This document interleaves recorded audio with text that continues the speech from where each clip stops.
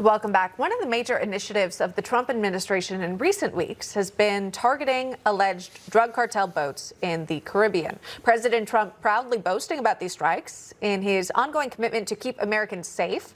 And we've seen the videos posted about the strikes on Truth Social, some of which you are seeing right now. Late last week, the president was questioned by reporters as to why the White House has been so aggressive in carrying out these targeted strikes when these responsibilities have typically been carried out by other factions over the years. Here's the president. On Venezuelan boats, I want to ask you, why not have the Coast Guard stop them? Because we've been doing that for 30 years, and it has been totally ineffective. They have faster boats. Some of these boats are seriously, I mean, they're world-class speedboats, but they're not faster than missiles. What's the next step in this war on cartels? We are certainly looking at land now because we've got the sea very well under control. With that, let's welcome in Derek Maltz, former acting DEA administrator and senior vice president at PenLink.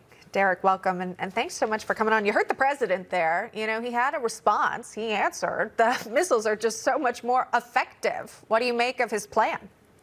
Right. So just so you know, this weekend I was in Washington, D.C. with families from around America at the Lost Voices of Fentanyl event, which is the 5th annual event. And the families have been devastated, like these little babies I keep holding up because America has to wake up. Like these babies, these babies have died. This is a poisoning against our country. So thank God that President Trump, the Secretary of War, are being more aggressive and holding these narco-terrorists accountable. People don't realize that the Venezuelan government has been corrupt at the top, working with the cartels, Chapo Guzman, Sinaloa cartel for many years. And now, unfortunately, even in Colombia, we have the left-wing, left-leaning President Petro that's now like soft on crime, soft on drugs. But cocaine production in Colombia is at an all-time high.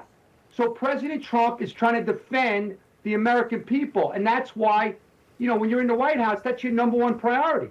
So I applaud their efforts, and it's going to continue. So people that are not happy with the aggressiveness of this administration, they need to look at the wall behind me and all of the dead Americans all over the country. Sure. So America First policies have been implemented. Yeah, I wanted to ask you about that if we can't pivot over to one of the points that you were making about Colombia. The president posted on Truth Social about the president of Colombia. He says President Gustavo Petro of Colombia is an illegal drug dealer, strongly encouraging the massive production of drugs in big and small fields all over Colombia. It goes on.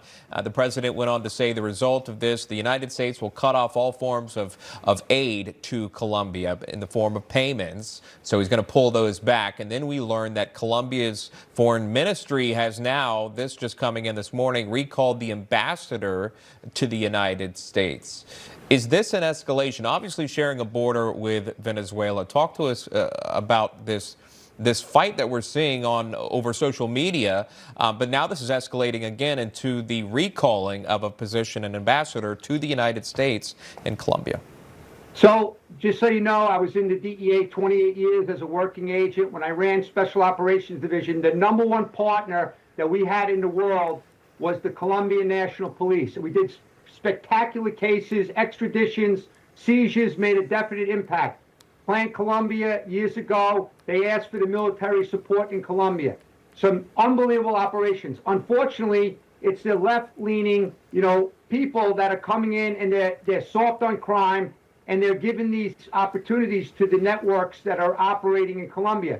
Forever, the Colombian drug traffickers work very closely with the FARC and the ELN. They get the mass amounts of cocaine right across the border into Venezuela, and then the Venezuelan organizations are sending the cocaine around the world. What people have to understand is when President Trump shut down the border, right, it made the job a little bit more difficult to get drugs into America, so they started taking advantage of the worldwide addiction to cocaine in Europe, in New Zealand, in Australia. So we're seeing record amounts of coca production, not only in Colombia, but in Peru and Bolivia, right? We have mass amounts of cocaine in that region. So you have to be very aggressive on these vessels.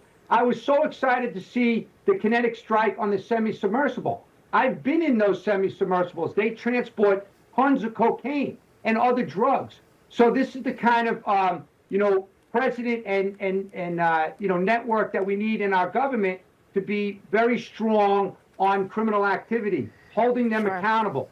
And, I've also seen tremendous success over the years with interdiction operations, and we're going to continue doing that for prosecutions of many of these main leaders in Colombia. All right, Derek, I got to interrupt because we are seeing DHS Secretary Kristi Noem talking about some ongoing ICE operations. Let's listen in. Oscar Alfredo Retena Marroquin, an illegal alien from El Salvador. He was convicted of sexual assault against a child and